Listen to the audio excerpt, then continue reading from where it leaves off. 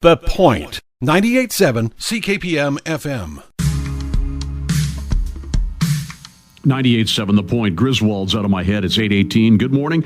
Going to be sunshine and clouds today. Highs to about 7 or so. If you're trying to get into Surrey, I don't know why, but there's a stalled dump truck southbound the right lane causing big delays from New West right into Surrey there. So it's going to be a little slow go as you try to get in there. Bonita Zarrillo, sorry. I called you. How many times you and your hubby, you got Carlos and Bonnie? There you go. All right. Bonita Zarrillo, City Councillor for Coquitlam, is here. How are you this morning? Doing great. Thank you very much. I thank you for inviting me a little later this time because...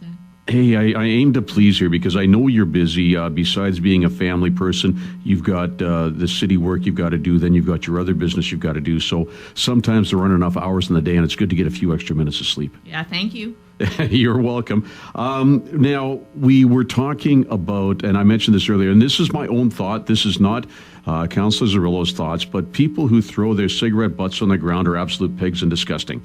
And that is not your thought, but that is something that I firmly believe and I see too much of. Well, it's interesting about the cigarette butts because there's so many people since I started talking about this that say exactly the same thing. Maybe not quite as extreme, but they say similar things. Well, but how else can you get it through their heads? I mean, they probably don't think they're doing anything. There's been a couple of times, most recently up at the Poyer Arena, the pond on Poyer, I was walking in and some nice gentleman is sitting there smoking, having a conversation with his wife, and he's about 20 feet away from the doorway, which is good for the rules, right? And he takes a cigarette and then throws it down on the ground. And I looked at him and says, seriously? And he looked at me sheepishly and picked it up. And then I had another guy saying, hey, well, what am I supposed to do? Put it in my pocket and burn my pocket? I says, well, I don't know. Are you going to litter? You can take it with you, throw it into some water, and then maybe put it in the garbage. I don't know. Oh, well, actually, that interesting thought because there is a thing called a pocket ashtray. That is interesting. Yeah, where did these come from? Brought some for you. It's actually a BC company that I ordered these pocket ashtrays from, and it's a tiny little envelope that you can put in your pocket, and I see you opening that one there. Yeah.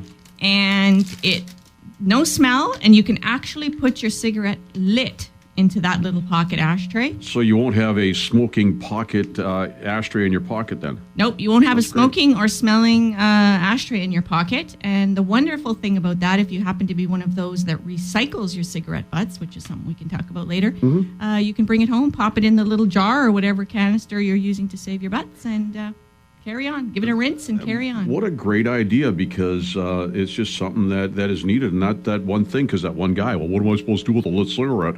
You know, and it's like, well, figure it out, buddy. You're littering. And that's the thing about these cigarette butts. It's not like sunflower seeds, or if you throw away banana peel, that will disappear eventually.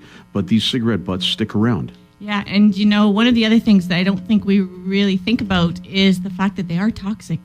They're full of nicotine and tar, and there's lots of studies out there that say that within a few hours, a cigarette butt in water can kill fish or anything that's living in there. Oh, and that is so, so sad, because you look at all the great work that the stream keepers do here in the Tri-Cities and beyond, and there's another guy across from Como Lake, and I think of this, and I can think of thousands of them. He lives in a nice gated house there. He walks out of his driveway. He goes over in front of his neighbor's place. He's smoking a cigarette. The kid and I are going skating, ready to go, and then he takes a cigarette butt and throws it on his neighbor's ground and walks back into his place. So it's like, what do you do? Like, you know, there's no fine for these people. Well, there is a fine because it is litter, but I'm not sure that we really enforce that, or there's an opportunity for that. Okay, in all of your experience, you know, the 40 years you've been on this earth, 50. Thank you, Ryan. Have you ever heard of anybody getting a fine for littering? I can't think that I've known anyone to get a fine for littering. Same. I know. Yeah, same. But, you know, I want to add to your story because you were saying that person had maybe walked to someone else's property. But I've seen in front of businesses in downtown Coquitlam where the business owner has come out of their shop, smoked, like you said, 20 meters away, and then flicked it right into the storm gutter right in front of their shop. And, I mean, that's your own Yeah. It's your own space. And it's education. It is education. Yeah. Not saying that cigarette smokers are dirty, filthy people, but it is education. I think you did say that. Well, yeah, okay, but you're not saying that. No. He did say that. Yes, it's a little more crass, but you've got to do something about it. So if you do smoke, that's something that you've got to look at doing. So we're going to talk to Councillor Zarrillo about the recycling of the cigarette butts right after this. Staying competitive in today's business environment. For all your home handyman needs. It's 8:24. It's going to be sunshine and cloud. Councillor Bonita Zarrillo is here, City of Coquitlam.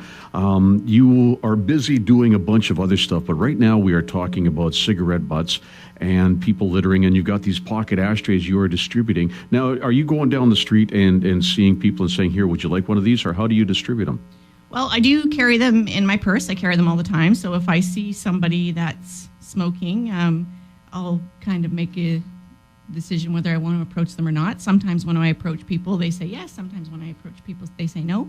But the best way to distribute pocket ashtrays is similar to what Snapped does, is to put them out and ask people to come and get them. So you can get a pocket ashtray if you private message me on Bonita Zarrillo Facebook or Cigarette Butt Free Coquitlam on Facebook.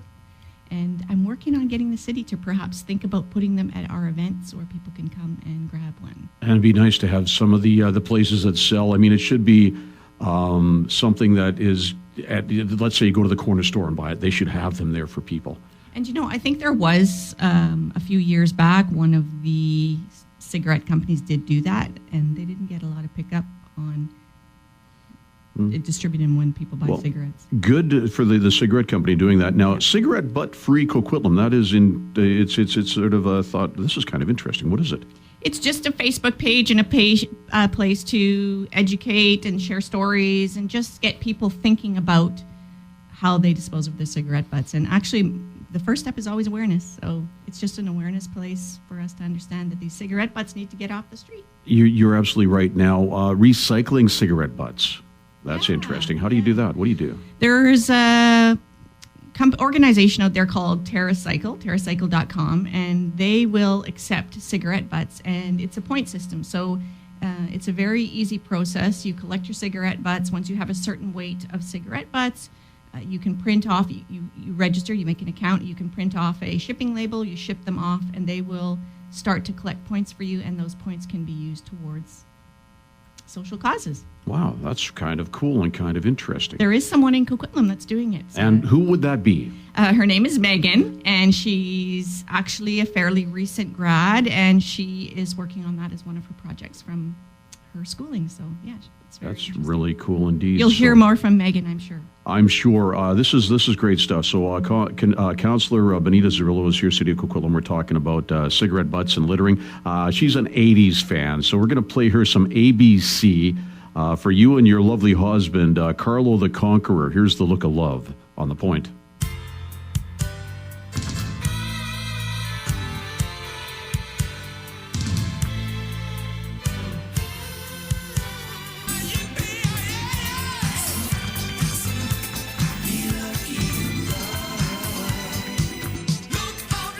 The Look of Love for Bonita Zarrillo and her lovely husband, Carlo the Conqueror. It is a Friday morning, going to be some clouds, some sunshine, and highs to about, I would say 7 or so today. How was the weather when you came in this morning? It was nice. Yeah. It was good, yeah. It's nice this time of the year. We've got rid of the, month and a half of snow and freezing. What did you prefer? Do you prefer the snow and the freezing temperature, or do you prefer the rain and the wet like that? Well, historically, I prefer the snow and the freezing temperature, but I live on an incline, and I couldn't get out for about a week and a half. So in Coquitlam, I prefer the rain. So you guys must live on a cul-de-sac then? It's not a cul-de-sac, but it's a relatively steep hill when there's snow like that. Oh, okay, yeah, because I know some cul-de-sacs weren't plowed, and people were just ripping their hair out saying, get over here and get this done.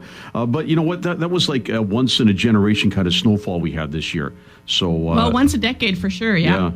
And we'll find out if we get it again next year. Now, we're talking about the butt-free Coquitlam, and this has nothing to do with the way you wear your pants. This is cigarette butts. It could be something to do with that, too. Yes, free the butt.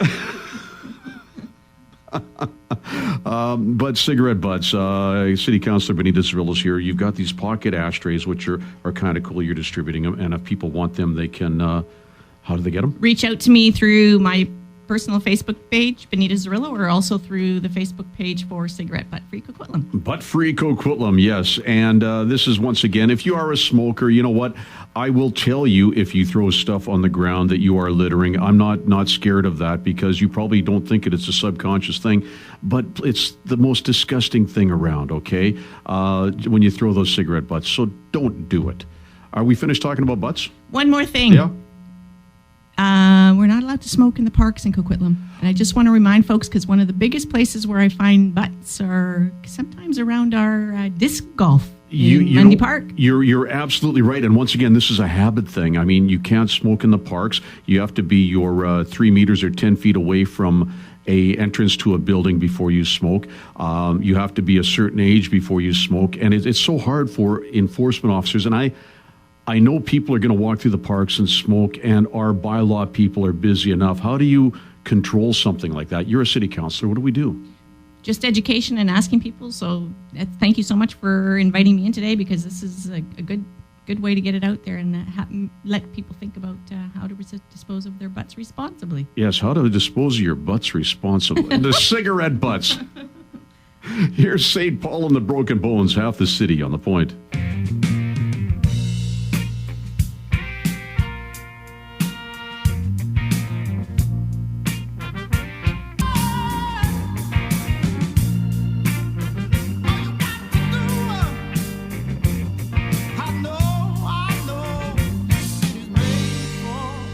St. Paul, the Broken Bones, half the city. It is 8:36. Good morning. The whole city is going to be sun and cloud mixed today. Highs to about 7. Tomorrow is going to be a good day. Highs to about 8. And then maybe some rain as you get ready for your soccer and lacrosse on Sunday. A little bit of rain might fall.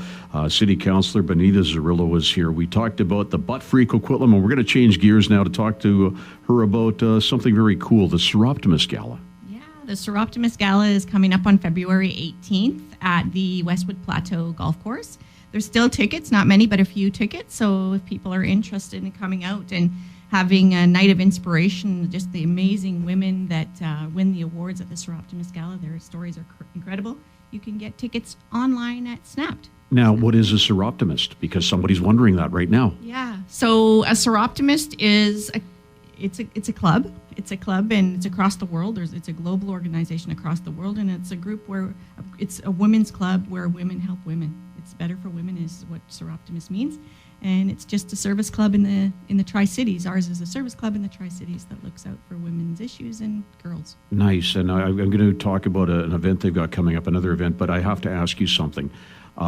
We, in our lifetimes, have seen a lot of changes when it comes to equality, women and men.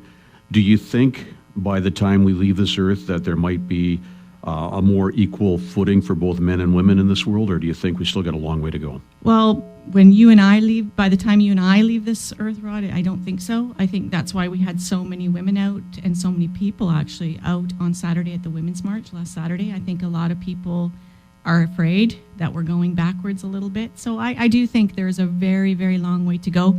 I was at the United Nations last year for the Status of Women Conference. I'll go again this year.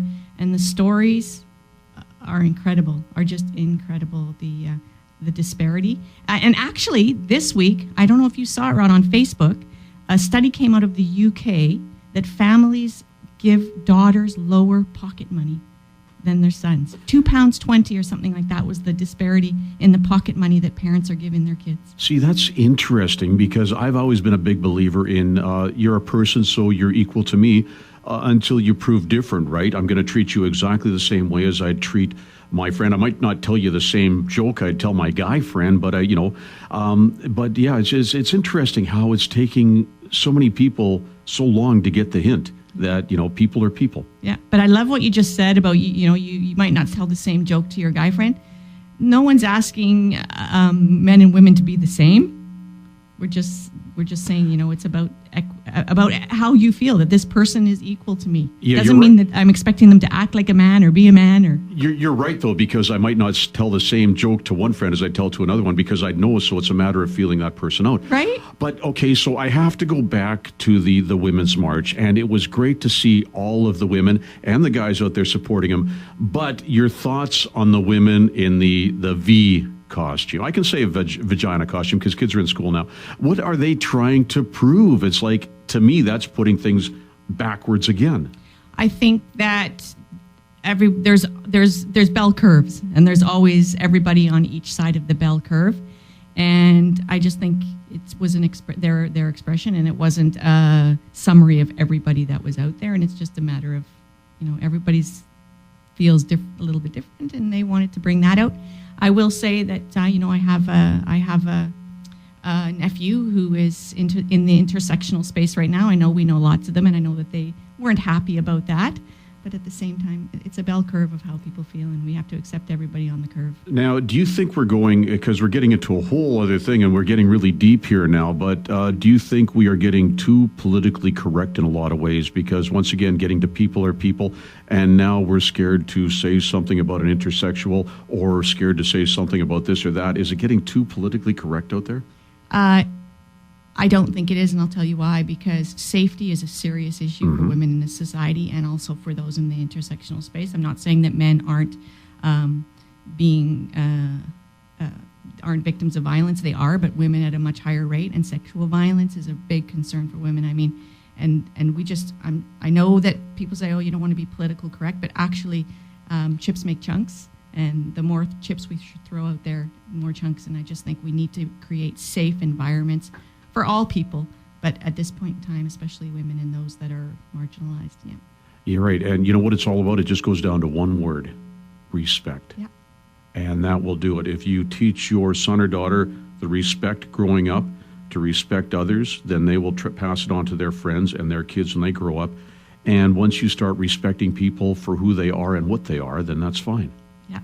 That's good. Okay. And there's lots of hope out there. There's lots of people. On Saturday, there were so many people out there, and there was no animosity. It was just a wonderful place to just be. Yeah, and I'm not going to get into the political turmoil in the U.S. because I think that a lot of people are making a bigger thing out of it. I mean, it's sad because you're looking at a stand on abortions, and that's turning the clock back into the 1960s and 50s there. But that aside, having the women out there marching and the other people supporting was a great thing. Yeah, it was good.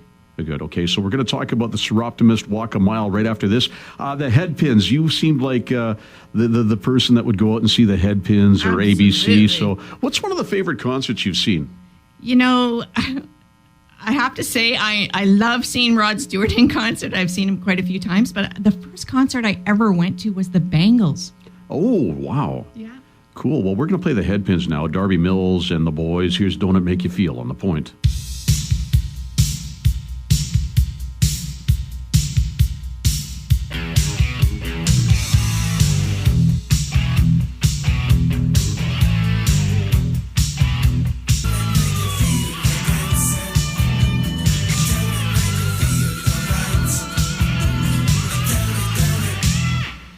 .98.7 The Point, Don't It Make You Feel Like Dancing?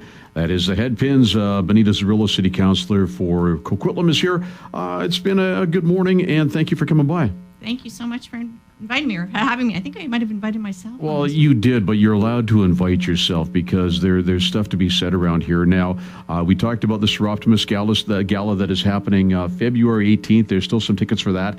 And something else that the Soroptimists are doing is coming up, and what is that all about? That is called Walk a Mile in Her Shoes, and it's happening at lunchtime on April 21st, which is a Friday at Coquitlam Center. And we're just in the very early beginnings of organizing this. We'll announce it to more at the gala and after. But basically, last year when I returned from the United Nations, the Status of Women event, the Tri-City Chamber invited me to do a debrief, and a number of people came out from the community. And we asked, what can we do about this whole gender violence problem in our community? And the fact that it's not going away, it's not decreasing. And one of the biggest responses from the community was we need to get men involved in this conversation. And so we put our heads together and we came up with this idea of doing a Walk a Mile in Her Shoes event where men come out and support the idea that it's okay to stand up for women. But it is, and that's the thing. There is. I've almost got myself beat up because I've stood up for women. I saw some guy just ready to hit a woman, and I stepped in. It turned out it was a hooker and a pimp, and all of a sudden his friend stalked out. But I can't just stand by and watch that happen. I mean, that's the stuff you see, but there's a lot of stuff behind the scenes too, right? Yeah, there is. And I think one of the things that we want to do at the Soroptimists is have the men and the women walk together. We don't want the image to be that men are the problem. We want the image to be that men can help solve the problem. You're right, and together we can help solve this problem. And so Walk a Mile in Her Shoes, it's happening when? Friday, April 21st at lunchtime, but you'll hear more coming. And now, if I'm going to walk a mile in her shoes, first off, I need a set of size 9, which I think size 11 women's shoes. Okay. That means I have to go to Value Village, right? Well, we're going to ask people to start collecting their size 9 and above women's shoes, and we'll think about where we will do a drop-off, but we would like to be able to supply as much as we can. So then after we can donate these to Reuben's Shoes. Well, I don't think so, because Reuben's Shoes doesn't take high heels. But people have a right to feel special, so if you got your high heel shoes on, you can, feel special. Yeah, well, it's interesting, though, because Reuben's Shoes, and thank you for mentioning that, Reuben's Shoes does receive quite a few pairs of high heels or different kinds of boots that don't work well for the countries where we send the shoes, and we do donate them out to different organizations after that. So that'll be great, and I know it's tough being a size 9, which is women's size 11, but it's actually funny, these boots I'm wearing right now, they're women's, believe it or not, because I was looking for a pair. They're cowboy boots. Yes, cowboy boots. I was looking for a set of cowboy boots, and I got a set, $300. I had them, I was ready to pay for them. I walked by the special table. Yes. And I saw these great looking boots, and they were for $180. And I thought, oh, I like those. And I looked, and I thought, they're women. And I thought, wait, size 11 women, do they have them? They did, so I bought them. Big deal. Yeah, that's wonderful. So I've already walked a mile in her shoes. Good for you. Before I'm just going to take a plug on Reuben's Shoes, if you don't mind. Yep. Reuben's Shoes has a sponsorship program. We have a school down in the Dominican Republic. We have 100 kids, and we have 8 kids that we're still looking to sponsor for this year's school year. It's $50 a month. If anybody's interested in sponsoring a child, we know all these kids, we know their families. You can private message me on my Bonita Zarrillo personal Facebook, and I'll hook you up. How do you spell Zarrillo? Zarrillo. 2 R's and 2 L's. Excellent. And it's $50, so that's $600. Cut a check for $600. Help the kid down the Dominican. Thank you so much. Rod. Now, you talked about your favorite all-time artist before you head out of here. Who's that? Rod Stewart? Yeah. You've seen him how many times? Like 80? I'm not sure, but did you ever hear the story where Rod Stewart got sued by a viewer at one of his concerts? Rod had whipped him into such a frenzy that he'd hurt himself. Did you ever hear that story? No, I didn't. That's funny. Here's another funny story about Rod Stewart. Went with a friend of mine, Kat Stewart, who works at BCIT. We went a number of years ago, and he was playing at the Coliseum. And our seats were close enough, and Rod would do costume changes throughout the show. So Rod wears very minimal clothing underneath his pants and that. And Kat had a beautiful bird's eye view right through the slot in the curtain and saw Rod changing into his next outfit for his next set on the show. So I think that made her year and made her life. Well, lucky there was no cell phones at that point in time, because that would have been she would have filmed it. There is a Rod Stewart that lives in Coquitlam, just so you know. Not the same one. No, Rod Stewart, the name. I got a friend who does a great Rod Stewart impersonation, better than Rod Stewart does. His name's Brent Howard. Phenomenal. You get to see him one time. Here's some Rod Stewart. Reason to Believe, 98.7 The Point.